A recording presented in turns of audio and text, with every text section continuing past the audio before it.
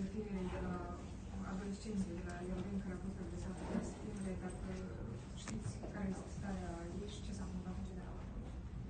Este într-adevăr un caz ieșit din comun. Din păcate vedem în ultima perioadă un număr de asemenea cazuri care apar în vizorul public. Incidentul a avut loc, din câte cunoaștem, în afara instituției de învățământ. Seara a fost spus agresiuni fizice, a fost internat la spital. Primește tot suportul medical necesar la moment.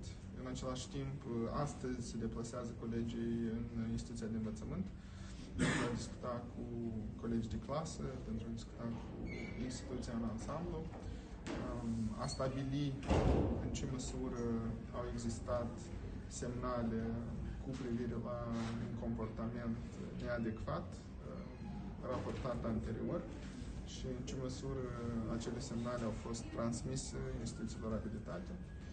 În egală măsură, mă aștept ca Ministerul Afacerilor de Interne, cel mai probabil să pornească o cauză penală, dacă nu a pornit-o deja, pe marginea acestui caz, pentru că vorbim de persoane responsabile care au mai mult de 14 ani, respectiv sunt pasibili de răspundere în cazul vătămărilor corporale grave.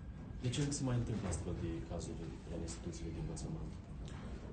Bine, asemenea cazuri se întâmplă și în afara instituțiilor de învățământ și acesta este un caz care s-a întâmplat în afara instituțiilor de învățământ, dar mai există și în școlile noastre, bineînțeles, situații de bullying. Mă uitam chiar acum la o statistică. Noi trăim într-o țară în care 33% dintre femei spun că sunt abuzați fizic de către partenerul lor intim și nu putem să avem așteptarea cu asemenea prevalență a cazurilor de violență în familie, copiii nu o să replice acest comportament și în instituțiile de învățământ. Noi și anul trecut și anul ăsta am desfășurat campanii ample de informare și de instruire a cadrelor didactice pentru a putea depista cazurile de bullying și a le semnala din timp și a interveni la timp.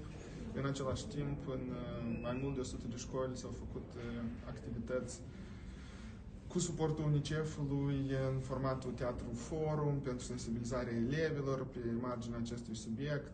Asta este o problemă cu care o să continuăm să ne confruntăm și pe viitor și o să fie în continuare necesar atât măsuri axate spre prevenire, spre sensibilizare, informare, mobilizarea întregii comunități educaționale, dar în același timp și aplicarea sancțiunilor acolo unde lucrurile astea se întâmplă în mod repetat, în mod special, atât în raport cu unii părinți care poate nu-și exercită până la capăt responsabilitățile, cât și în cazul făptașilor, dacă sunt pasibili de răspundere contravențională sau penală. Există în instituția de învățământ această tânără un psiholog și câte școli de țară nu au un specialist?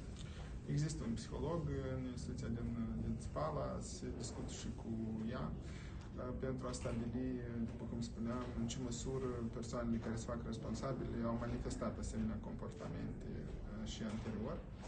În circa 400 de instituții de învățământ din țară avem psihologi astăzi și asta cuprinde marea majoritate a elevilor. Vă aduc aminte că noi avem fiecare a 4-a școală din țară care are mai puțin de 100 de elevi și fiecare a 10-a școală care are mai puțin de 50 de elevi. Deci nu putem să avem așteptare rezonabilă că o să avem psihologi angajați în aceste instituții.